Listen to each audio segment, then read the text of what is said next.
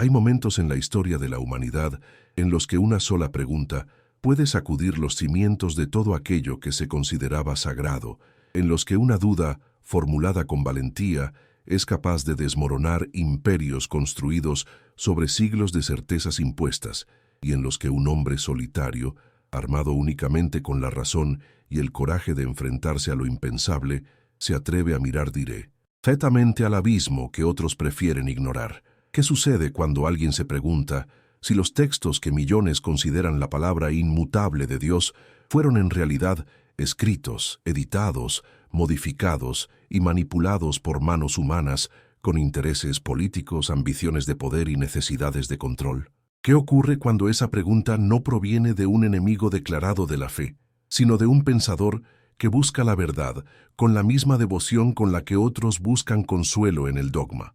Baruch Spinoza, el filósofo judío expulsado de su comunidad, excomulgado con una violencia que pocas veces se había visto, convertido en paria y hereje por atreverse a pensar libremente, se hizo esa pregunta y no se detuvo ante las consecuencias. En el siglo XVII, cuando la Europa cristiana aún temblaba ante la Inquisición y cuando cuestionar las Escrituras equivalía a afirmar la propia sentencia de muerte, Spinoza tomó la Biblia entre sus manos y la sometió al escrutinio más radical que jamás se había realizado. No lo hizo con odio, no lo hizo con el deseo de destruir la fe de los creyentes, sino con el objetivo de liberar a la humanidad de las cadenas del miedo que la religión había forjado durante siglos. Porque para Spinoza, la verdadera espiritualidad no puede construirse sobre mentiras, por muy sagradas que se proclamen, y la verdadera fe no necesita protegerse de la razón, porque una fe que teme a la verdad es, en esencia, una fe que ya ha muerto. El mundo en el que Spinoza vivió era un mundo dividido entre la luz de la razón, que comenzaba a brillar tímidamente en algunos círculos intelectuales, y la oscuridad del dogma religioso, que seguía gobernando con puño de hierro las conciencias de millones. Era un mundo en el que la Iglesia Católica ejercía un poder absoluto no solo sobre las almas, sino también sobre los cuerpos, sobre los pensamientos, sobre cada aspecto de la vida cotidiana. Era un mundo en el que los reformadores protestantes habían desafiado la autoridad papal, pero solo para crear nuevas formas de ortodoxia igualmente rígidas y en muchos casos aún más intolerantes.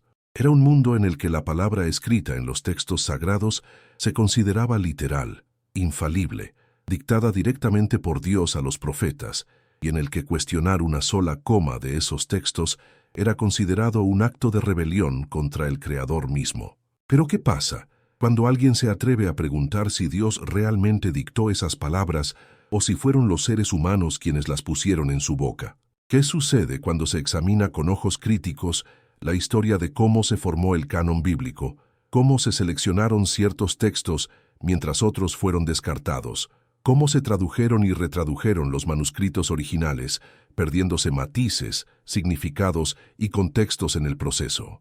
¿No será que lo que hemos llamado la palabra de Dios es, en realidad, un palimpsesto de voces humanas, cada una con su propia agenda, sus propias limitaciones, sus propios intereses? Spinoza sabía que hacer estas preguntas era peligroso. Él mismo había experimentado en carne propia lo que significaba desafiar la ortodoxia religiosa cuando su propia comunidad judía de Ámsterdam lo expulsó con un herem, una excomunión tan absoluta que ni siquiera su familia podía hablarle, tan violenta que incluía la maldición de que fuera borrado del libro de la vida. ¿Por qué un joven de 23 años provocó tanta ira en los rabinos de su comunidad? ¿Qué había dicho o pensado que mereciera un castigo tan brutal? La respuesta es simple y aterradora a la vez. Había comenzado a dudar. Había comenzado a preguntarse si los milagros descritos en la Torá realmente ocurrieron o si eran metáforas, si Moisés realmente escribió el Pentateuco o si fueron otros autores posteriores quienes lo compilaron, si Dios realmente tenía las características antropomórficas que se le atribuyen o si esa era solo una proyección humana de nuestros propios deseos y temores. Estas dudas, estas preguntas que cualquier mente curiosa podría hacerse, fueron suficientes para que lo declararan anatema, para que lo convirtieran en un no persona, para que trataran de borrarlo de la existencia misma. Pero Spinoza no se calló. En lugar de retractarse, en lugar de pedir perdón y volver al redil de la obediencia ciega, decidió llevar sus dudas hasta sus últimas consecuencias. Y en ese proceso, escribió uno de los textos más revolucionarios y peligrosos de toda la historia del pensamiento occidental, el Tratado Teológico Político. ¿Qué contiene este libro que lo hizo tan explosivo, tan temido por las autoridades religiosas, tanto judías como cristianas? ¿Qué verdades revela que nadie quería que fueran pronunciadas en voz alta? En sus páginas, Spinoza aplica el método de análisis histórico-crítico a la Biblia, tratándola no como un texto sagrado e intocable, sino como cualquier otro documento histórico que debe ser examinado con rigor, con escepticismo, con la misma metodología que se aplica a los textos de autores antiguos, como Homero o Virgilio. Y cuando se hace esto, cuando se mira la Biblia con ojos libres del velo de la reverencia impuesta, emergen verdades incómodas, contradicciones evidentes, anacronismos reveladores. Spinoza demuestra, con argumentos que nadie pudo refutar satisfactoriamente en su época, ni puede hacerlo ahora, que Moisés no pudo haber escrito el Pentateuco completo, porque en esos libros se narra su propia muerte y lo que sucedió después. ¿Acaso Moisés escribió sobre su propio funeral desde el más allá? ¿No es más lógico, más coherente con la razón, aceptar que esos textos fueron compilados y editados por múltiples autores a lo largo de generaciones, cada uno añadiendo, modificando, reinterpretando según las necesidades de su tiempo? Spinoza señala que los libros históricos del Antiguo Testamento contienen referencias a hechos que ocurrieron siglos después de los eventos narrados, que hay repeticiones, versiones contradictorias de los mismos episodios, estilos literarios diferentes que evidencian la participación de múltiples escribas. Todo esto, que para una mente moderna puede parecer obvio, era absolutamente herético en el siglo XVII y aún hoy provoca resistencia y negación en muchos círculos religiosos. Pero el análisis textual de Spinoza va mucho más allá de señalar inconsistencias literarias. Su verdadero objetivo es demostrar que la Biblia no es un texto que deba interpretarse literalmente, que sus leyes y mandamientos no fueron dictados por Dios como verdades eternas e inmutables, sino que fueron creaciones humanas diseñadas para gobernar una sociedad específica en un momento histórico específico. ¿Por qué esta distinción es tan importante? Porque si las leyes bíblicas son productos de su tiempo y contexto, entonces no tienen por qué aplicarse de la misma manera en todas las épocas y lugares. Porque si los rituales, las prohibiciones, los mandatos que llenan las páginas del Levítico y el Deuteronomio fueron diseñados para regular la vida de un pueblo nómada en el desierto hace 3000 años, ¿por qué deberían seguir rigiendo la vida de personas en circunstancias completamente diferentes? ¿No será que la insistencia en mantener esas leyes como absolutas es en realidad una forma de control social, una manera de mantener a las masas en un estado de sumisión perpetua a las autoridades religiosas que se presentan como los únicos intérpretes legítimos de la voluntad divina?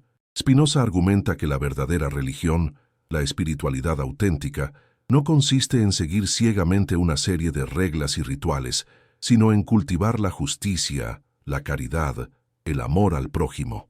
Estos son los únicos mandamientos verdaderamente universales, los únicos que trascienden las circunstancias históricas particulares. Todo lo demás, toda la parafernalia ceremonial, todas las prescripciones sobre qué comer, qué vestir, cómo sacrificar animales, cómo observar el sábado, son elementos contingentes que tuvieron su función en un momento dado, pero que no deben confundirse con la esencia de la religión. ¿Por qué entonces la Iglesia, por qué las sinagogas, por qué todas las instituciones religiosas insisten tanto en estos aspectos externos, en estas prácticas rituales, en estas doctrinas específicas? La respuesta de Spinoza es clara y devastadora, porque el poder de estas instituciones depende de mantener a los fieles en un estado de dependencia, de hacerles creer que necesitan mediadores entre ellos y Dios, que necesitan sacerdotes, rabinos, pastores que les digan qué pensar, qué creer, cómo interpretar los textos sagrados. Si cada persona pudiera relacionarse directamente con lo divino a través de su propia razón y su propia conciencia moral, ¿qué necesidad habría de toda esta maquinaria eclesiástica? ¿Qué justificación tendrían los clérigos para reclamar autoridad sobre las almas y los cuerpos de millones? Y aquí llegamos al corazón del escándalo que Spinoza provocó, a la razón por la cual su libro fue prohibido, quemado, censurado por todas las autoridades religiosas de Europa. Él demostró que el miedo ha sido el instrumento fundamental de control religioso a lo largo de la historia. Las religiones organizadas no se sostienen principalmente por la fe, por el amor a Dios, por la búsqueda sincera de la verdad espiritual, sino por el miedo, miedo al castigo divino, miedo al infierno, miedo a la condenación eterna, miedo a la excomunión, miedo a la exclusión social, miedo a ser señalado como hereje, como apóstata, como enemigo de Dios. No es cierto que la mayoría de las personas cumplen los mandatos religiosos no por convicción interna, sino por temor a las consecuencias. No es verdad que las instituciones religiosas han cultivado deliberadamente este miedo, han elaborado descripciones cada vez más terroríficas del infierno, han inventado pecados donde no los había, han multiplicado las prohibiciones y los tabúes para mantener a los fieles en un estado constante de ansiedad sobre su salvación. Spinoza vio esto con claridad meridiana y se atrevió a denunciarlo. Él argumentó que una religión basada en el miedo es una perversión de la verdadera espiritualidad, que Dios, si existe como una realidad suprema, no puede ser el tirano caprichoso que exige adoración bajo amenaza de tortura eterna. Esta imagen de Dios, tan común en las tradiciones religiosas, es una proyección de los peores aspectos de la naturaleza humana, de nuestros propios impulsos de dominación y venganza. Pero cuando Spinoza afirma esto, cuando desnuda los mecanismos de control y manipulación que operan detrás de la fachada de piedad religiosa, no lo hace desde el cinismo o el nihilismo. Al contrario, lo hace desde una profunda convicción de que los seres humanos merecen algo mejor, de que somos capaces de una relación más elevada con lo divino, de que la razón y la libertad no son enemigas de la espiritualidad, sino sus condiciones necesarias. ¿Acaso no es más digno del ser humano buscar la verdad por sí mismo que aceptar pasivamente lo que le dicen que debe creer? ¿No es más noble actuar moralmente por comprensión racional de lo que es bueno que por miedo al castigo? ¿No es más auténtica una fe que sobrevive al escrutinio de la razón que una fe que necesita protegerse de cualquier cuestionamiento? Para Spinoza, la respuesta es obvia: sí. Y por eso, a pesar de todos los riesgos, a pesar de saber que sería perseguido, calumniado, vilipendiado, decidió publicar su análisis crítico de las Escrituras, decidió revelar las verdades incómodas que nadie se atrevía a pronunciar. Ahora bien, es importante entender el contexto histórico en el que Spinoza escribió para apreciar plenamente la audacia de su empresa. En el siglo XVII, Europa estaba saliendo apenas de las guerras de religión que habían devastado el continente durante décadas. La Reforma protestante había fragmentado la unidad cristiana y desatado conflictos sangrientos entre católicos y protestantes. La Guerra de los 30 años, que terminó apenas unos años antes de que Spinoza publicara su tratado, había dejado millones de muertos y regiones enteras en ruinas. Y todo esto, toda esta carnicería, se había llevado a cabo en nombre de diferencias doctrinales sobre cómo interpretar la Biblia, sobre la naturaleza de la Eucaristía, sobre el papel de los sacramentos. ¿No es una ironía espantosa que textos que supuestamente predican el amor y la paz hayan sido la causa de tanto odio y violencia? ¿No debería esto hacernos reflexionar sobre si realmente estamos interpretando correctamente esos textos, o si quizás los estamos usando como excusas para justificar nuestros propios impulsos destructivos?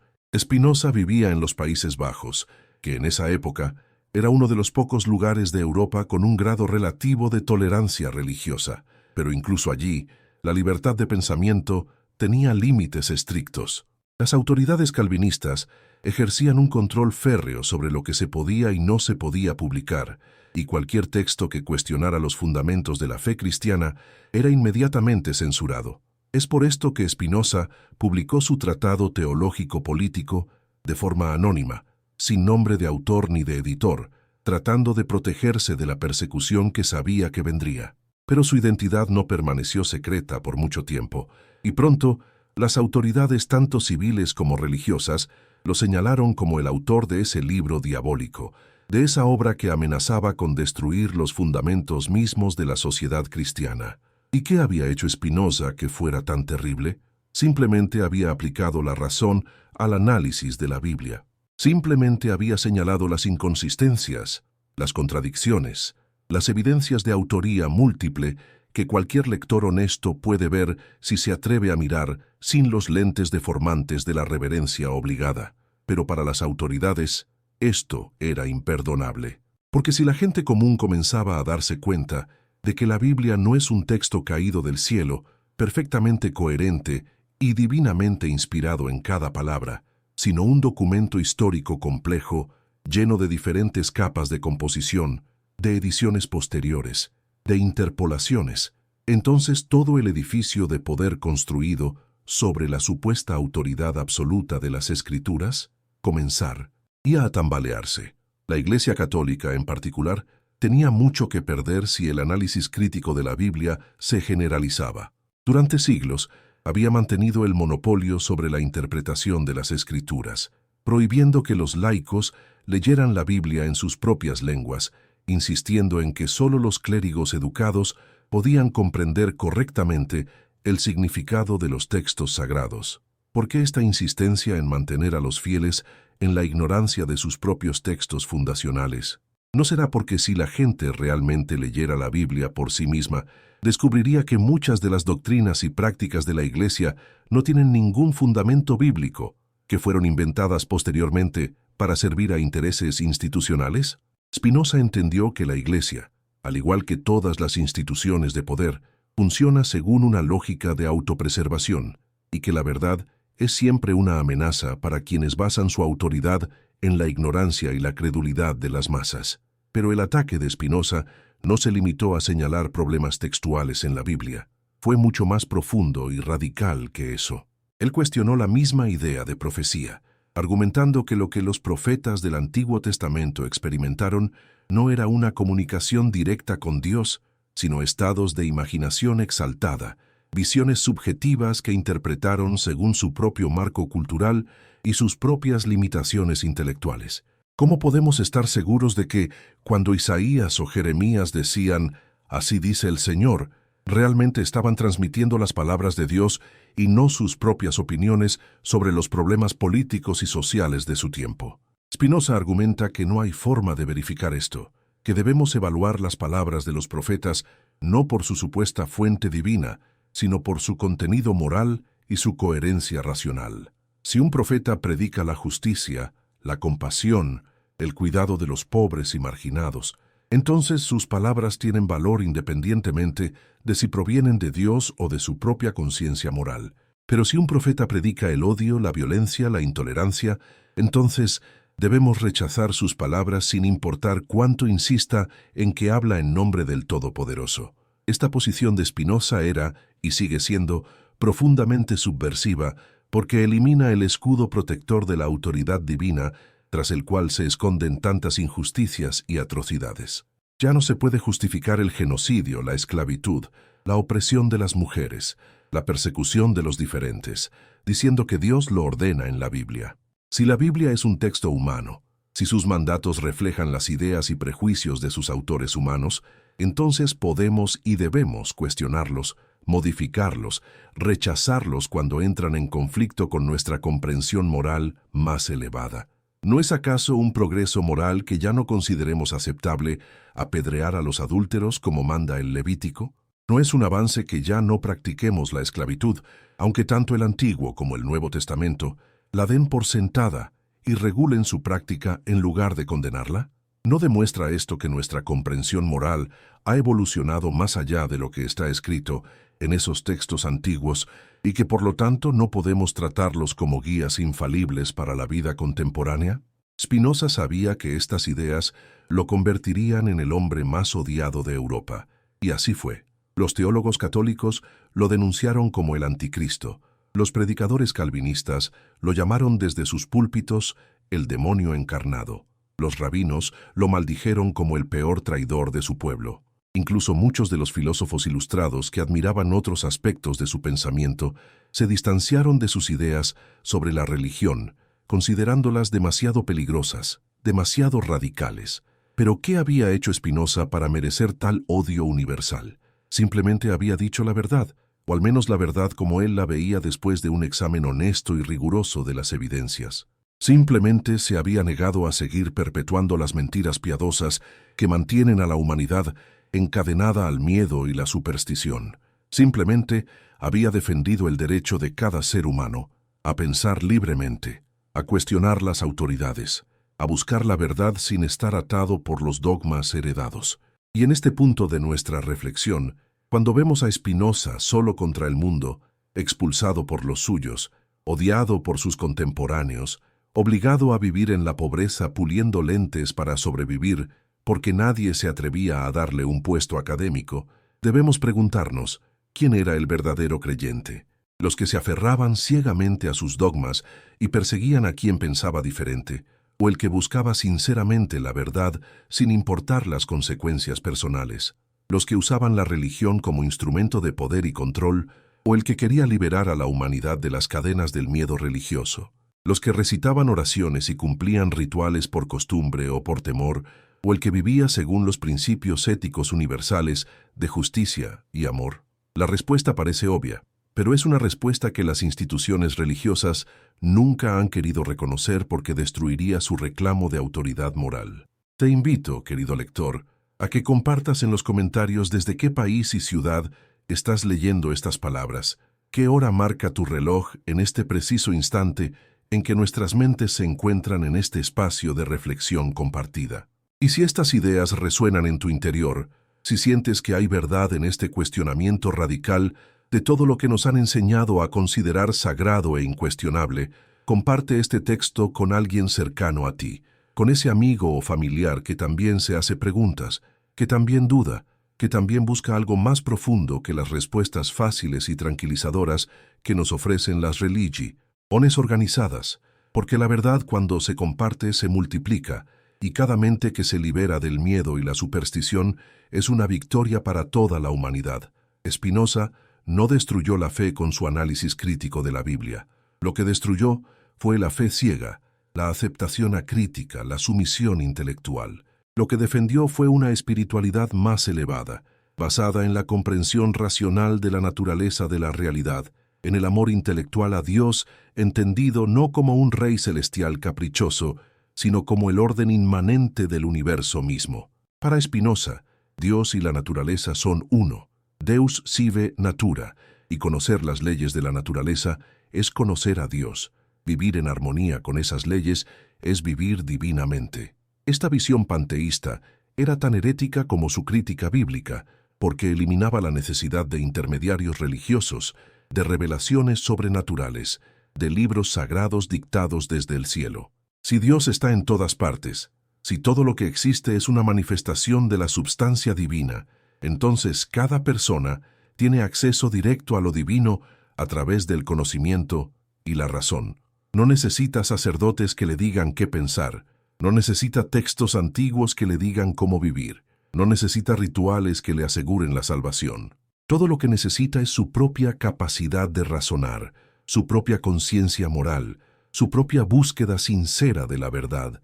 ¿Pero es realmente posible vivir así? ¿Puede el ser humano promedio liberarse del miedo religioso que ha sido inculcado durante generaciones? ¿Puede la razón reemplazar al consuelo emocional que la religión tradicional ofrece ante la muerte, el sufrimiento, la injusticia del mundo? Spinoza no era ingenuo sobre la dificultad de este camino. Él sabía que la mayoría de las personas prefieren la seguridad de las certezas heredadas a la incomodidad de la duda racional. Sabía que el miedo es un motivador más poderoso que la razón para la mayor parte de la humanidad. Por eso, aunque su filosofía era radicalmente atea en el sentido tradicional del término, él nunca abogó por la abolición violenta de la religión ni por la persecución de los creyentes. Al contrario, defendió la libertad religiosa, el derecho de cada persona a creer lo que quiera, mientras no intente imponer esas creencias a otros por la fuerza.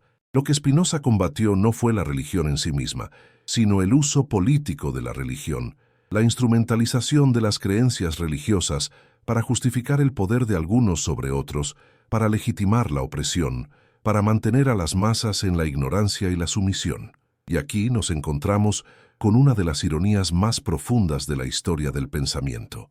Spinoza, el hereje más odiado de su época, el hombre que fue maldecido por todas las religiones, resultó ser más moral, más compasivo, más verdaderamente espiritual que la mayoría de los supuestos creyentes que lo condenaron. Vivió una vida de integridad absoluta, nunca comprometió sus principios por conveniencia, nunca buscó riqueza o poder, dedicó su existencia a la búsqueda de la verdad y al desarrollo de una filosofía que pudiera ayudar a los seres humanos a vivir mejor. ¿No es esto lo que todas las religiones dicen querer? ¿No predican todas ellas la humildad, la honestidad, la dedicación a valores más elevados que el beneficio material? Entonces, ¿por qué condenaron tan ferozmente a alguien que realmente vivía según esos principios? La respuesta es que las instituciones religiosas no valoran realmente la virtud genuina cuando esa virtud se combina con el pensamiento independiente. Lo que valoran es la obediencia, la conformidad, la aceptación sin cuestionamiento de su autoridad. Y Spinoza representaba todo lo contrario, la autonomía intelectual, el coraje de pensar por uno mismo, la negativa a doblegarse ante ninguna autoridad externa, ya sea eclesiástica o civil. Cuando Spinoza analizó los mecanismos por los cuales la Biblia fue compilada, editada y canonizada, reveló un proceso histórico contingente, lleno de decisiones humanas arbitrarias, de luchas de poder entre diferentes facciones, de exclusiones e inclusiones basadas en criterios políticos tanto como teológicos. ¿Por qué ciertos evangelios fueron incluidos en el canon del Nuevo Testamento, mientras otros fueron declarados apócrifos y prohibidos? ¿Por qué el evangelio de Tomás, el evangelio de María Magdalena, el evangelio de Judas y tantos otros textos cristianos primitivos fueron suprimidos y casi destruidos? ¿Acaso contenían enseñanzas que las autoridades eclesiásticas consideraban peligrosas para su poder? ¿Presentaban una imagen de Jesús diferente de la que convenía a la ortodoxia emergente? La historia de la formación del canon bíblico es una historia de censura, de manipulación, de control de la narrativa religiosa por parte de quienes tenían el poder para decidir qué textos serían considerados sagrados y cuáles serían condenados como heréticos. Parte 2. El conflicto entre fe y razón no comenzó con Spinoza, pero con él alcanzó su expresión más radical y sin concesiones. Desde los primeros siglos del cristianismo, los pensadores religiosos habían intentado reconciliar las enseñanzas de la fe con los descubrimientos de la filosofía y la ciencia. Agustín de Hipona había integrado elementos del platonismo en la teología cristiana. Tomás de Aquino había incorporado la filosofía aristotélica, argumentando que la razón y la fe eran caminos complementarios hacia la verdad, que ambas provenían de Dios y por lo tanto no podían contradecirse. Pero esta reconciliación siempre se hacía bajo la condición de que cuando surgiera un conflicto aparente entre razón y fe, era la razón la que debía ceder. Era la filosofía la que debía adaptarse a la teología, no al revés. ¿Y qué sucede cuando esta adaptación se vuelve imposible, cuando las evidencias de la razón y la ciencia se oponen tan claramente a las afirmaciones de la fe que ninguna gimnasia intelectual puede armonizarlas? ¿Qué hacer cuando la astronomía demuestra que la Tierra gira alrededor del Sol y no al revés, contradiciendo las referencias bíblicas a un sol que se detiene en el cielo? ¿Qué hacer cuando la geología demuestra que la Tierra tiene millones de años y no los pocos miles que sugiere una lectura literal del Génesis? ¿Qué hacer cuando la biología evolutiva demuestra que las especies no fueron creadas separadamente en su forma actual, sino que evolucionaron gradualmente a lo largo de eones? La respuesta de la mayoría de las instituciones religiosas ha sido negar la realidad, condenar a los científicos, prohibir los libros, quemar a los herejes. Giordano Bruno fue quemado vivo por la Inquisición por atreverse a proponer que el universo era infinito y contenía innumerables mundos. Galileo fue obligado a retractarse de sus descubrimientos astronómicos bajo amenaza de tortura. Incontables pensadores fueron silenciados, encarcelados, exiliados, por decir verdades que la Iglesia no quería escuchar. ¿Y por qué tanto miedo a la verdad? ¿Por qué esta resistencia feroz a admitir que quizás, solo quizás, los textos antiguos escritos por personas sin nuestro conocimiento científico actual ¿podrían estar equivocados en algunos detalles sobre el funcionamiento del mundo natural? La respuesta, nuevamente, es el poder, porque si la Iglesia admitía que la Biblia podía estar equivocada en algo, aunque fuera en detalles aparentemente menores sobre cosmología o historia natural, entonces su afirmación de que era la guardiana infalible de la verdad revelada comenzaría a desmoronarse. Si podía estar equivocada en esto, ¿en qué más podría estar equivocada? ¿En sus doctrinas sobre el cielo y el infierno? ¿En sus afirmaciones sobre quién se salva y quién se condena? ¿En todo el aparato teológico que justificaba su autoridad y sus privilegios? Spinoza vio esto con perfecta claridad y se negó a participar en el juego de pretender que no había contradicción entre razón y fe. Para él, la verdad era una sola, y era la verdad que podíamos descubrir mediante el ejercicio riguroso de la razón aplicada a la observación de la naturaleza. Los textos religiosos podían tener valor moral, podían contener sabiduría sobre cómo vivir éticamente, pero no tenían ninguna autoridad para pronunciarse sobre cuestiones de hecho natural o histórico. Cuando la Biblia dice que Josué detuvo el sol para alargar el día y completar una batalla, no debemos torturar la física para hacer que esto tenga sentido. Debemos simplemente reconocer que esto es una historia mitológica, una forma de magnificar la importancia de un evento histórico mediante elementos sobrenaturales, tal como lo hacían todas las culturas antiguas. No hay nada de malo en esto, siempre y cuando no pretendamos que debe ser tomado literalmente. El problema surge cuando las instituciones religiosas insisten en la literalidad de estas narrativas y condenan como herejía cualquier interpretación alternativa. ¿Pero acaso Spinoza estaba simplemente atacando a la religión por odio o resentimiento hacia quienes lo habían excomunicado? ¿Era su crítica meramente destructiva, un intento de vengarse de las instituciones que lo habían rechazado? Nada más lejos de la realidad. Lo que Spinoza buscaba era liberar el núcleo ético genuino de la religión de toda la superestructura de superstición, ritual vacío y manipulación política que lo había oscurecido. Él creía que había verdadera sabiduría en las enseñanzas morales de figuras como Jesús o los profetas hebreos, pero esa sabiduría no dependía de si esas figuras podían hacer milagros o si habían nacido de vírgenes o si habían resucitado de entre los muertos.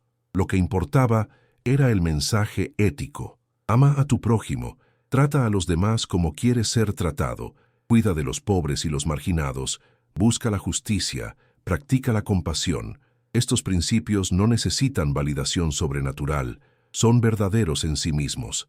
Son el fundamento de cualquier sociedad decente, independientemente de las creencias religiosas de sus miembros. Pero aquí Spinoza se enfrentaba a un dilema profundo. Si el valor de la religión reside únicamente en sus enseñanzas éticas, y si esas enseñanzas pueden ser comprendidas y seguidas mediante la razón, sin necesidad de recurrir a autoridades sobrenaturales, entonces, ¿para qué sirven las religiones organizadas? ¿Cuál es su función específica, que no podría ser cumplida mejor por la filosofía moral, por la educación ética, por instituciones seculares dedicadas a promover el bien común? La respuesta de Spinoza era que, idealmente, las religiones no serían necesarias. En un mundo de seres humanos plenamente racionales, capaces de comprender mediante la razón las leyes naturales y de vivir en armonía con ellas, las religiones con sus dogmas y rituales serían obsoletas. Pero Spinoza no era ingenuo, sabía que este ideal estaba muy lejos de la realidad. La mayoría de las personas no son filósofos, no tienen ni el tiempo ni la inclinación, ni la capacidad para dedicarse al arduo trabajo de comprender el orden racional del universo. Para ellas, la religión puede cumplir una función social útil al proporcionarles una guía moral simple y al crear comunidad y solidaridad. El problema no es la religión en sí misma, sino el uso que las autoridades religiosas hacen de ella para dominar en lugar de liberar, para oscurecer en lugar de iluminar, para dividir en lugar de unir. Y aquí llegamos a uno de los insights más profundos de Spinoza. La religión se convierte en opresiva, no por sus enseñanzas éticas fundamentales, que suelen ser bastante razonables, sino por las capas de dogma, ritual y autoridad institucional que se han acumulado sobre esas enseñanzas. Jesús predicó el amor y la compasión, pero la Iglesia Católica construyó toda una teología compleja sobre la Trinidad, la naturaleza de Cristo, los sacramentos, la sucesión apostólica, el papel del Papa, el purgatorio, las indulgencias y mil otros conceptos que tienen poco o nada que ver con el mensaje ético original. ¿Y por qué esta proliferación de dogmas cada vez más elaborados? Porque cada nuevo dogma es una oportunidad para definir ortodoxia y herejía, para trazar líneas de inclusión y exclusión, para afirmar el poder de quienes controlan la definición correcta de la fe. Los credos religiosos no son simples afirmaciones de creencias, son instrumentos de control social. Cuando se obliga a la gente a afirmar que cree en proposiciones específicas, bajo pena de excomunión o peor, se está creando un mecanismo de conformidad forzada que tiene mucho más que ver con el poder que con la espiritualidad genuina. Spinoza también entendió algo que muchos de sus contemporáneos no captaron, que las diferentes religiones, a pesar de sus afirmaciones de poseer verdades exclusivas y únicas, son fundamentalmente similares en su estructura y función. Todas ellas afirman tener acceso privilegiado a la voluntad divina. Todas ellas tienen textos sagrados que se supone fueron revelados sobrenaturalmente. Todas ellas tienen rituales que se supone tienen poder místico. Todas ellas tienen clases sacerdotales que reclaman autoridad para interpretar la voluntad de Dios. Todas ellas prometen recompensas celestiales para los fieles y castigos terribles para los incrédulos. No es extraño que si realmente hay un solo Dios verdadero que quiere comunicarse con la humanidad, lo haya hecho de maneras tan contradictorias que han resultado en religiones que se consideran mutuamente excluyentes y han estado en conflicto durante milenios. ¿No sería más coherente con la idea de un Dios omnisciente y benevolente que la verdad religiosa fuera clara, consistente, universalmente accesible sin necesidad de revelaciones particulares a pueblos específicos en momentos específicos? Esta observación lleva a Spinoza a una conclusión radical. Si las diferentes religiones se contradicen entre sí en sus afirmaciones doctrinales, entonces no todas pueden estar en lo correcto, y probablemente ninguna lo esté completamente. Lo que tienen en común, sus enseñanzas éticas fundamentales sobre la justicia y la compasión, es lo que realmente importa. Todo lo demás, todas las diferencias doctrinales que han causado tantos conflictos, son adiciones humanas que reflejan las circunstancias históricas y culturales particulares de cada tradición religiosa. No hay razón para considerar que los rituales judíos son más válidos que los cristianos, o que las doctrinas islámicas son más verdaderas que las budistas. Son todas expresiones culturalmente específicas de la misma búsqueda humana universal de significado, propósito y guía moral. Y cuando reconocemos esto, cuando vemos las religiones como fenómenos históricos y culturales en lugar de como revelaciones sobrenaturales, entonces podemos apreciar su valor sin caer en la trampa del fanatismo, sin sentir la necesidad de perseguir a quienes creen diferente. Pero esta perspectiva tolerante y pluralista era anatema para las autoridades religiosas del siglo XVII y continúa siéndolo para muchas incluso hoy. ¿Por qué? Porque socava su reclamo de poseer la verdad única y absoluta. Si todas las religiones son igualmente válidas o igualmente falsas en sus afirmaciones metafísicas, entonces ninguna religión tiene derecho a reclamar supremacía sobre las demás. Ninguna institución religiosa tiene derecho a exigir sumisión absoluta de sus miembros. Ningún líder religioso tiene derecho a condenar a quienes piensan diferente. Esta pérdida de autoridad absoluta es inaceptable para quienes han construido su poder sobre la premisa de que solo ellos conocen el camino verdadero hacia la salvación. Por eso Spinoza era tan peligroso, por eso su libro tuvo que ser prohibido, por eso su nombre tenía que ser sinónimo de maldad y herejía. Porque si sus ideas se hubieran difundido ampliamente, si las masas hubieran comenzado a cuestionar la autoridad de las instituciones religiosas, todo el orden social basado en esa autoridad habría colapsado. Y aquí debemos preguntarnos, ¿hubiera sido eso tan terrible? ¿Hubiera sido el fin de la moralidad, el colapso de la sociedad, el descenso a la anarquía, como las autoridades religiosas advertían? ¿O hubiera sido el comienzo de una era de mayor libertad, mayor racionalidad, mayor humanidad? La historia parece sugerir que Spinoza tenía razón. Las sociedades que se han secularizado más, que han limitado el poder de las instituciones religiosas sobre la vida pública, que han establecido la separación entre Iglesia y Estado, tienden a ser más prósperas, más pacíficas, más igualitarias, más respetuosas de los derechos humanos que las sociedades donde la religión continúa ejerciendo un control férreo. Los países nórdicos, con sus altos niveles de secularización, están consistentemente entre los más felices, más pacíficos y más justos del mundo. Mientras tanto, en las regiones donde el fundamentalismo religioso es fuerte, vemos mayor pobreza, mayor violencia, mayor opresión de las mujeres y las minorías. ¿Es esto meramente coincidencia o hay una relación causal?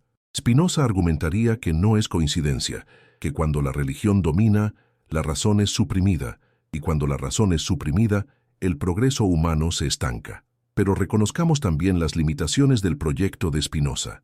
Su fe en la razón, aunque admirable, quizás subestimaba cuán profundamente irracionales somos los seres humanos en realidad. Él creía que si simplemente se presentaban argumentos lógicos y evidencias claras, las personas racionales los aceptarían y modificarían sus creencias en consecuencia. Pero la psicología moderna ha demostrado que esto no es así, que los seres humanos no son principalmente racionales, sino emocionales, que nuestras creencias están más influenciadas por nuestros vínculos sociales, nuestras necesidades psicológicas, nuestros sesgos cognitivos que por argumentos lógicos. Las personas no abandonan sus creencias religiosas simplemente porque se les presentan evidencias de que esas creencias son falsas. Al contrario, cuando sus creencias son desafiadas, a menudo se aferran a ellas con mayor fuerza, un fenómeno que los psicólogos llaman backfire effect. ¿Significa esto que Spinoza se equivocaba, que su proyecto de iluminación racional estaba condenado al fracaso desde el principio? No necesariamente. Significa que el cambio cultural y psicológico que Spinoza esperaba es mucho más lento y difícil de lo que él probablemente anticipó. Significa que no basta con presentar argumentos racionales, que también hay que entender y abordar las necesidades emocionales y sociales que las religiones satisfacen. Las personas no solo creen en Dios porque piensan que hay evidencia de su existencia, sino porque la idea de Dios les proporciona consuelo ante la muerte, sentido en medio del sufrimiento, pertenencia a una comunidad, un marco moral para sus vidas. Si queremos que la razón reemplace a la superstición, debemos ofrecer alternativas seculares que satisfagan estas necesidades. Debemos crear comunidades basadas en valores humanistas compartidos. Debemos desarrollar rituales seculares que marquen las transiciones importantes de la vida. Debemos construir narrativas de significado que no dependan de dioses o de otra vida. Este es un proyecto que apenas está comenzando y su éxito está lejos de estar asegurado. Pero ¿qué pasa con aquellos que dicen que sin religión, sin la creencia en un Dios que juzga y premia o castiga, no habría motivación para ser moral, que la gente se comportaría como bestias si no temiera las consecuencias divinas de sus acciones? Este es un argumento antiguo, y Spinoza lo abordó directamente. Él preguntaba, ¿acaso la persona que actúa moralmente solo por miedo al castigo divino es realmente moral? ¿No es más bien un esclavo, alguien que hace lo correcto, no por comprensión de lo que es bueno, sino por temor? La verdadera moralidad, argumentaba Spinoza, surge de la comprensión racional de que vivir éticamente, tratar bien a los demás, contribuir al bien común, es en nuestro propio interés correctamente entendido. No necesitamos la amenaza del infierno para motivarnos a ser buenos, necesitamos comprender que la bondad es su propia recompensa, que vivir con integridad produce satisfacción interna que ninguna gratificación externa puede igualar. Esta es una visión más elevada de la moralidad que la que ofrecen las religiones basadas en el miedo, y es una visión que hace a los seres humanos verdaderamente libres. Pero la libertad da miedo. Es mucho más fácil, más cómodo, dejar que otros piensen por nosotros, que nos digan qué creer, qué hacer, cómo vivir. Es tentador entregarnos a la autoridad de tradiciones antiguas, de instituciones venerables, de líderes carismáticos que prometen tener todas las respuestas. Spinoza entendió esta tentación, pero la rechazó categóricamente. Él insistió en que debemos usar nuestra propia razón, Debemos atrevernos a pensar por nosotros mismos. Debemos asumir la responsabilidad de nuestras propias vidas y creencias. Sapere aude, atrévete a saber. Ese fue el lema de la Ilustración que Spinoza anticipó en un siglo. Y es un lema que sigue siendo relevante hoy, en una época donde las fuentes de autoridad irracional se han multiplicado, donde las fake news y las teorías conspirativas se propagan viralmente, donde millones de personas están dispuestas a creer las afirmaciones más absurdas si se presentan con suficiente confianza y se envuelven en el lenguaje de la certeza revelada. Spinoza fue un profeta del pensamiento crítico, del escepticismo metodológico, de la demanda de evidencias antes de aceptar afirmaciones extraordinarias. En esto, fue uno de los fundadores del método científico moderno, aunque su contribución no siempre es reconocida porque su trabajo se enfocó más en la filosofía y la teología que en las ciencias naturales. Pero el principio es el mismo. No aceptes nada simplemente porque una autoridad lo afirma. No creas algo simplemente porque está escrito en un libro antiguo. No te conformes con explicaciones sobrenaturales cuando hay explicaciones naturales disponibles. Estas máximas, que ahora nos parecen obvias, eran revolucionarias en el siglo XVII y todavía encuentran resistencia en muchos sectores hoy. La batalla entre fe y razón que Spinoza libró no ha terminado, simplemente ha tomado nuevas formas. Ya no quemamos a los herejes en la hoguera, al menos no en la mayoría de los lugares, pero todavía hay regiones del mundo donde apostatar de la religión dominante se castiga con la muerte. Ya no prohibimos que la gente lea la Biblia en sus propios idiomas, pero todavía hay interpretaciones fundamentalistas que insisten en la lectura literal de textos antiguos y rechazan cualquier descubrimiento científico que las contradiga. Ya no tenemos inquisiciones oficiales, pero todavía hay intentos de imponer doctrinas religiosas a través de la legislación, de usar el poder del Estado para obligar a todos a vivir según los dictados de una fe particular. Y en este contexto, las ideas de Spinoza siguen siendo tan urgentes y necesarias como lo fueron hace 3 siglos y medio. Parte 3. Ahora debemos confrontar la pregunta fundamental que ha estado latente a lo largo de toda esta reflexión. ¿Qué sucede con la verdad cuando es enterrada bajo capas de mentira, cuando es negada por la ortodoxia, cuando es considerada demasiado peligrosa para ser revelada? ¿Permanece la verdad inerte, impotente, vencida por la censura y la represión? ¿O tiene la verdad una fuerza propia, una capacidad de resurgir, incluso después de siglos de supresión?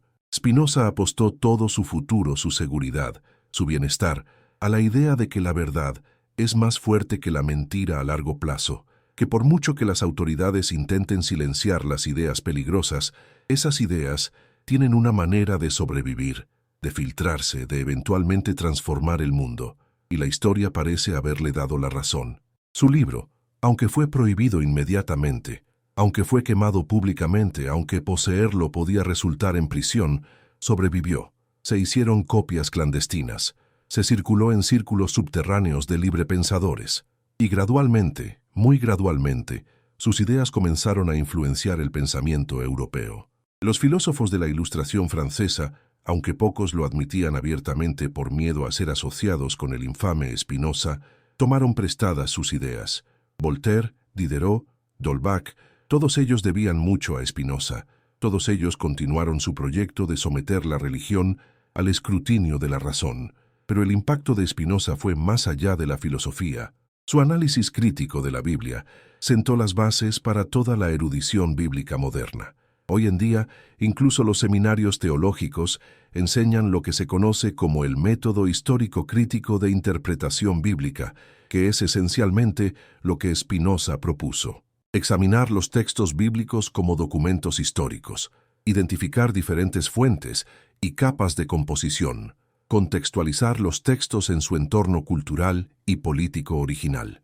La mayoría de los estudiosos bíblicos serios, incluso muchos que son creyentes religiosos, ahora aceptan que el Pentateuco no fue escrito por Moisés, que los evangelios no fueron escritos por testigos presenciales de la vida de Jesús, que hay contradicciones e inconsistencias en las escrituras que no pueden ser armonizadas simplemente. Todo esto, que era herejía escandalosa en tiempos de Spinoza, ahora es conocimiento académico estándar. ¿No es esto una vindicación de su proyecto? ¿No demuestra que tenía razón cuando insistía en que la verdad eventualmente prevalece sobre el dogma?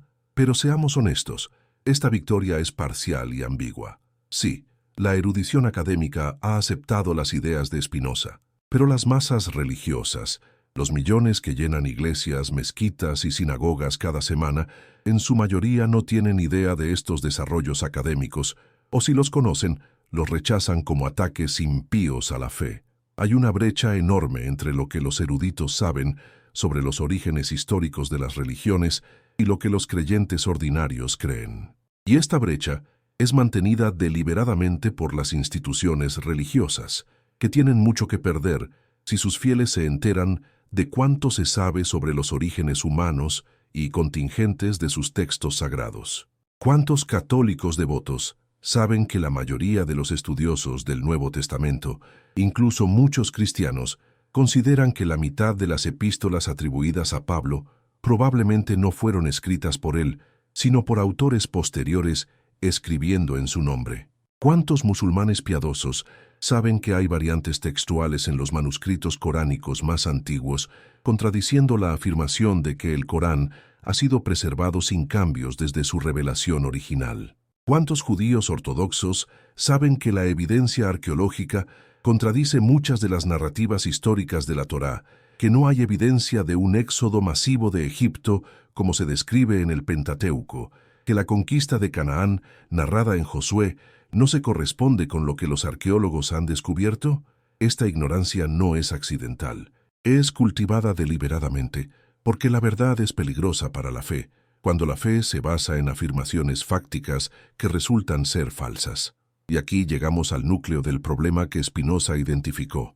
Las religiones han apostado su autoridad en afirmaciones sobre hechos históricos y naturales, en lugar de limitarse a enseñanzas éticas y espirituales. Han insistido en que sus textos sagrados no solo son guías morales, sino también relatos factuales de eventos históricos, descripciones precisas del cosmos, revelaciones sobre la naturaleza de Dios y el destino del alma humana. Al hacer esto, se han hecho vulnerables a la refutación empírica. Y cuando la ciencia y la erudición histórica demuestran que esas afirmaciones fácticas son falsas, las religiones se enfrentan a una crisis. Pueden admitir el error y reinterpretar sus textos de forma más metafórica y menos literal, salvando así el núcleo espiritual pero sacrificando la autoridad absoluta. O pueden rechazar la ciencia y la erudición, insistiendo en la literalidad de sus textos y condenando cualquier conocimiento que los contradiga. Muchas instituciones religiosas han tomado el segundo camino, y así se han colocado en conflicto permanente con la modernidad. Spinoza propuso un tercer camino: reconocer que los textos religiosos son documentos humanos valiosos por su sabiduría ética, pero no autoritativos en cuestiones de hecho natural o histórico, y construir una espiritualidad que no dependa de afirmaciones sobrenaturales que pueden ser refutadas.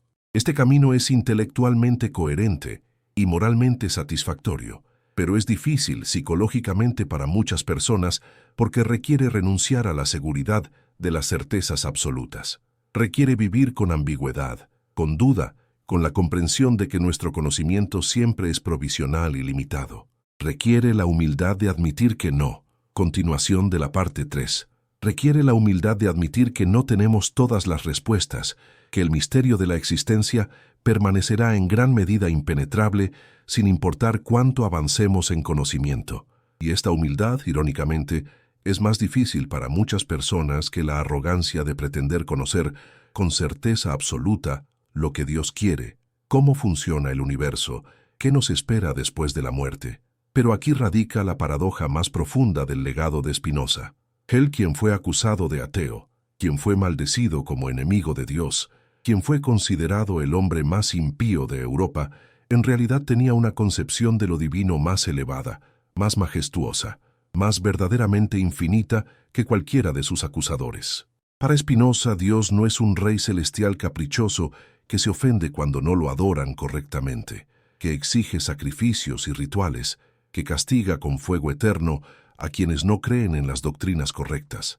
Esa imagen de Dios es demasiado pequeña, demasiado humana, demasiado mezquina para ser divina.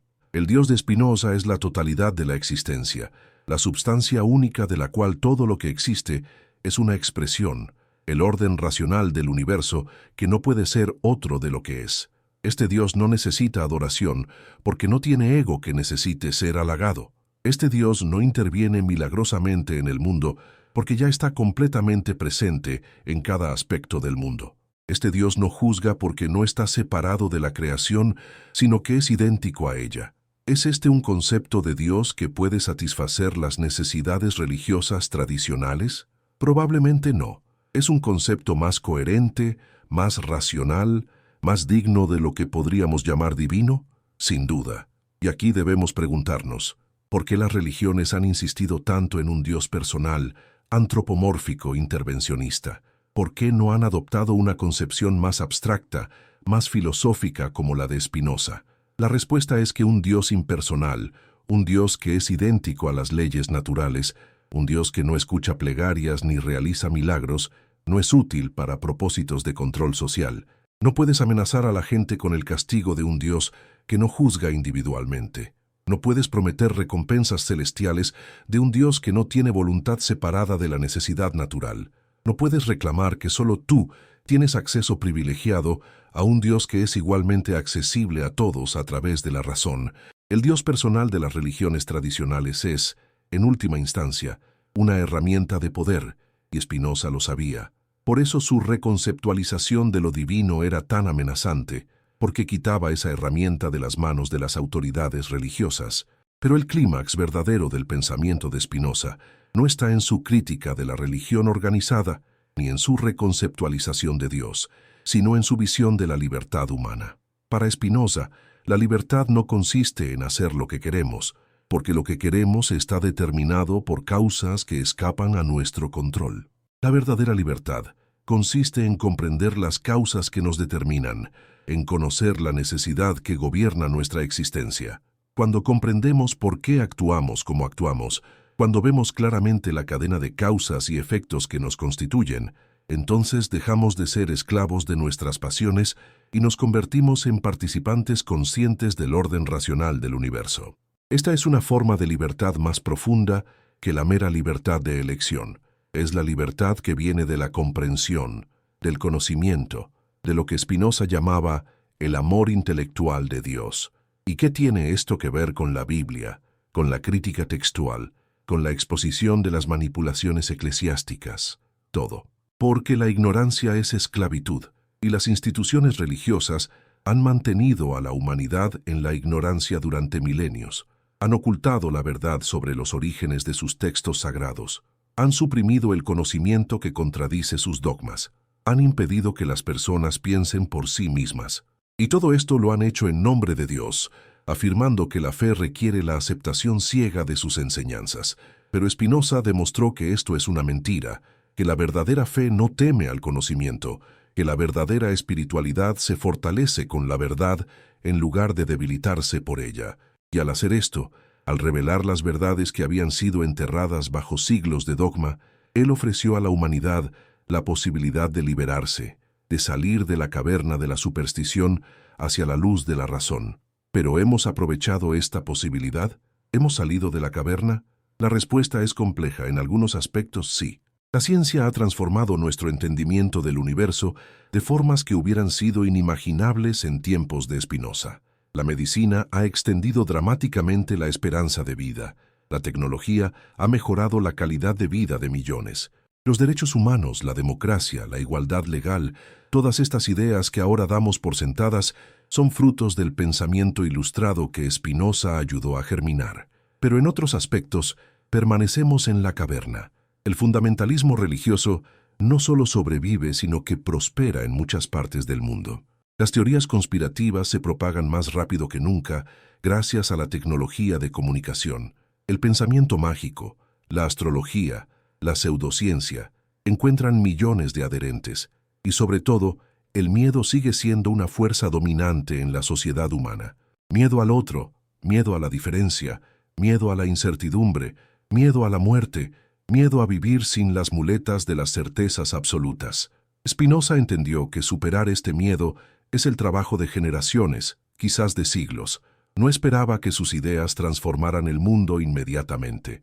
Sabía que escribía para el futuro, para un tiempo en que la humanidad estaría más preparada para escuchar su mensaje. Y quizás ese tiempo es ahora. Quizás en este momento de crisis global, cuando las viejas certezas se están desmoronando, cuando las instituciones tradicionales están perdiendo autoridad, cuando millones de personas se están preguntando qué creer y cómo vivir, las ideas de Spinoza son más relevantes que nunca, porque él ofrece un camino hacia adelante que no depende ni de la fe ciega ni del cinismo nihilista, sino de la razón, el conocimiento, la comprensión, el amor intelectual de la realidad tal como es y no como quisiéramos que fuera. ¿Y qué podemos hacer nosotros, cada uno de nosotros, con este legado? Podemos atrevernos a pensar por nosotros mismos. Podemos cuestionar las autoridades que nos dicen qué creer. Podemos buscar la verdad sin importar cuán incómoda sea. Podemos rechazar el miedo como motivador de nuestras acciones. Podemos construir nuestra vida sobre la base de la razón y la compasión, en lugar de sobre el dogma y la superstición. Podemos reconocer que todos los seres humanos, sin importar sus creencias religiosas o su falta de ellas, compartimos la misma búsqueda de significado, la misma necesidad de amor y conexión, la misma vulnerabilidad ante el sufrimiento y la muerte. Y podemos trabajar juntos para crear un mundo donde la verdad sea valorada sobre el consuelo de la mentira, donde la libertad de pensamiento sea respetada sobre la conformidad obligada, donde la dignidad humana sea el valor supremo sobre cualquier dogma religioso. El proyecto de Spinoza no está terminado. La batalla entre razón y superstición continúa. La verdad sobre los orígenes humanos de las religiones sigue siendo negada por millones. Las instituciones que basan su poder en la ignorancia de las masas siguen siendo poderosas, pero la verdad, como demostró Spinoza con su propia vida y obra, tiene una cualidad persistente. No puede ser completamente suprimida. Siempre encuentra una manera de filtrarse, de sobrevivir, de eventualmente emerger. Los libros pueden ser quemados, pero las ideas contenidas en ellos sobreviven en las mentes que los leyeron. Los pensadores pueden ser silenciados, pero sus pensamientos inspiran a otros que continúan su trabajo. Las verdades pueden ser negadas durante generaciones, pero eventualmente la realidad se impone y las mentiras se desmoronan.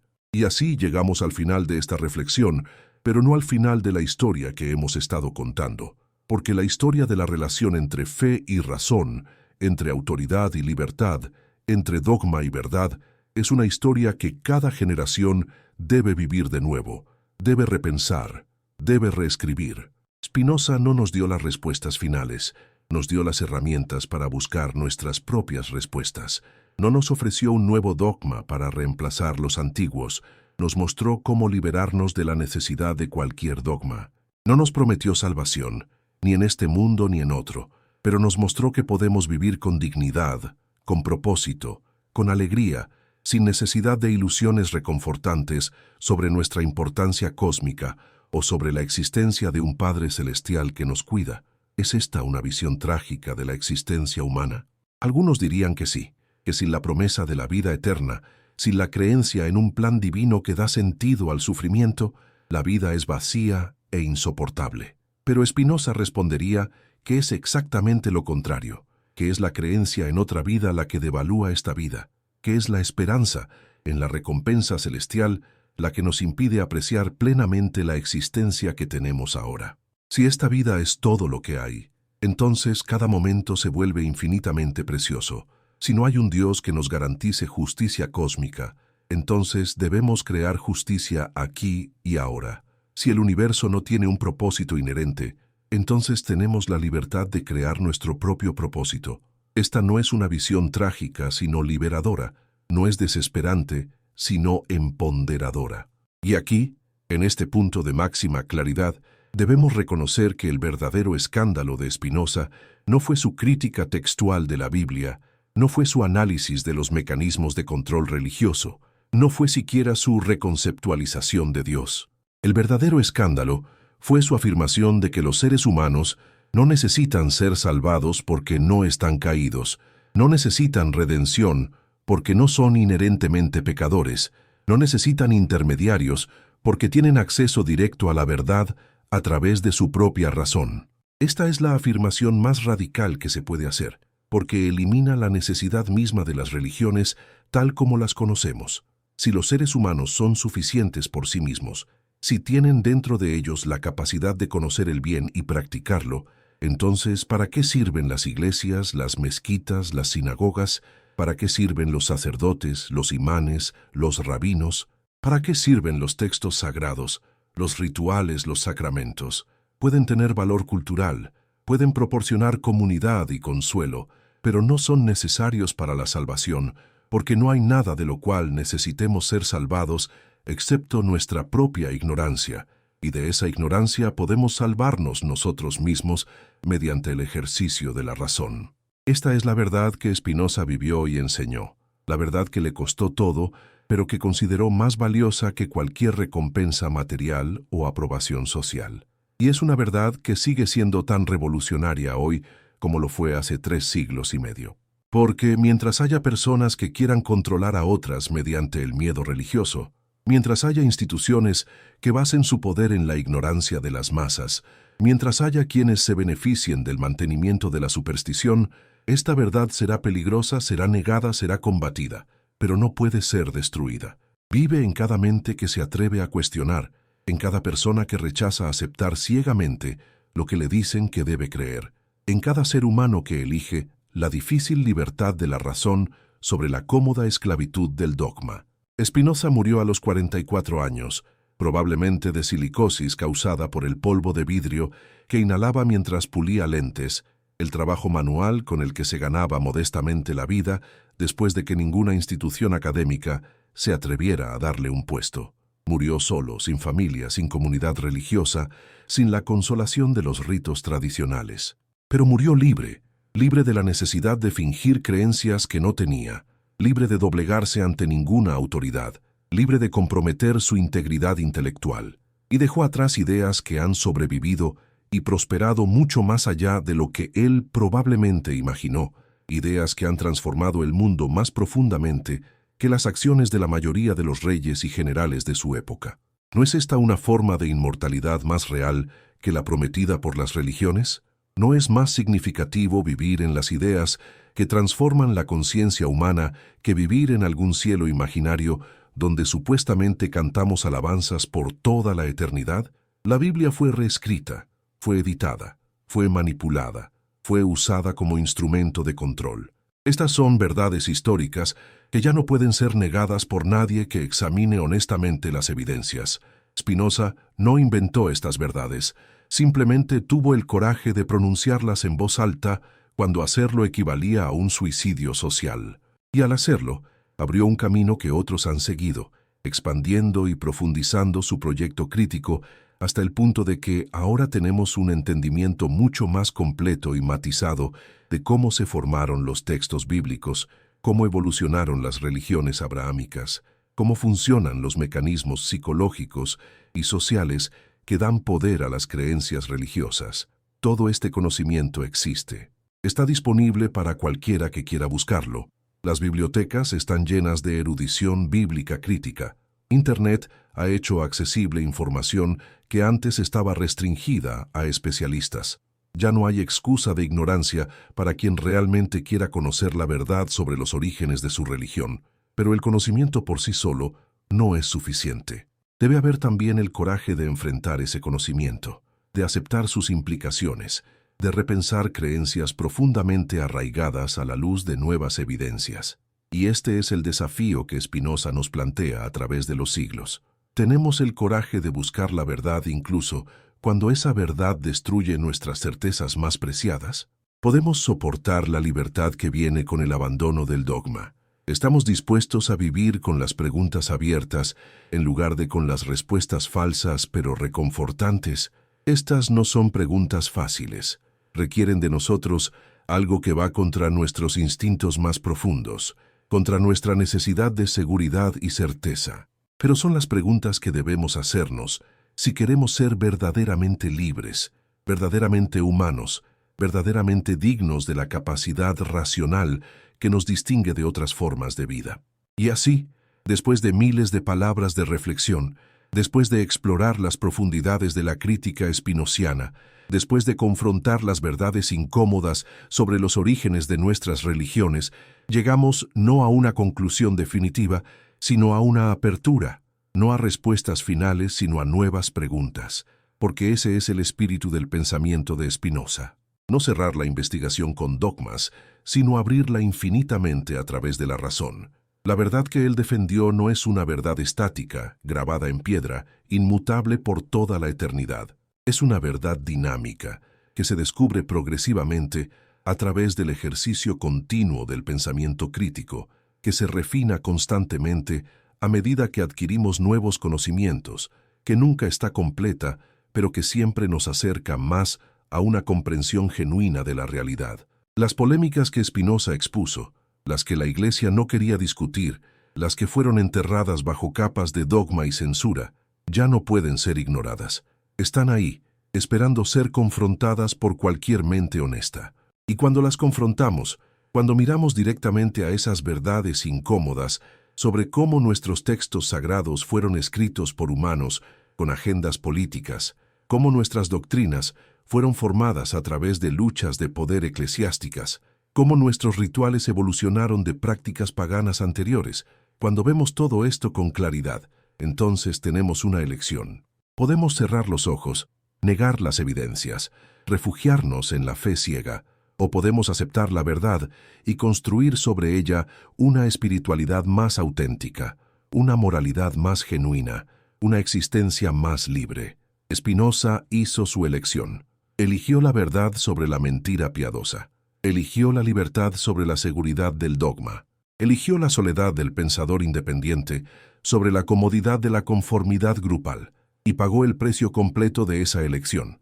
Pero al hacerlo, nos mostró que es posible vivir así, que la vida sin las ilusiones reconfortantes de la religión tradicional no solo es posible, sino que puede ser más rica, más significativa, más verdaderamente espiritual. Su ejemplo perdura como un faro para todos aquellos que se sienten atrapados entre la fe heredada, que ya no pueden creer honestamente, y el miedo de abandonar esa fe y quedar sin fundamento. La verdad no puede ser enterrada para siempre. Esta es la lección final del legado de Spinoza. Por mucho que las autoridades la supriman, por muchas generaciones que puedan mantenerla oculta, eventualmente emerge. La tierra misma está revelando secretos enterrados durante milenios a través de la arqueología. Los manuscritos antiguos están siendo descifrados y estudiados con tecnologías cada vez más sofisticadas. La comparación entre diferentes tradiciones religiosas está revelando patrones comunes que sugieren orígenes humanos compartidos en lugar de revelaciones divinas únicas. El conocimiento se acumula, la comprensión se profundiza, y las mentiras piadosas que alguna vez parecieron inmutables ahora se revelan como los constructos humanos que siempre fueron. ¿Y qué haremos con este conocimiento? ¿Lo usaremos para destruir y nihilizar o lo usaremos para construir algo mejor? Spinoza nos invita a lo segundo. Nos muestra que podemos mantener el núcleo ético de las tradiciones religiosas mientras descartamos la superestructura de superstición y control. Podemos valorar la sabiduría de los textos antiguos mientras reconocemos sus limitaciones y errores. Podemos construir comunidades basadas en valores compartidos, sin necesidad de afirmar credos imposibles de creer. Podemos encontrar significado y propósito en la vida sin necesidad de ilusiones sobre recompensas celestiales. Podemos enfrentar la muerte con dignidad, sin necesidad de negaciones fantásticas de su realidad. Este es el camino que Spinoza trazó, y es un camino que permanece abierto para cualquiera que tenga el coraje de caminarlo.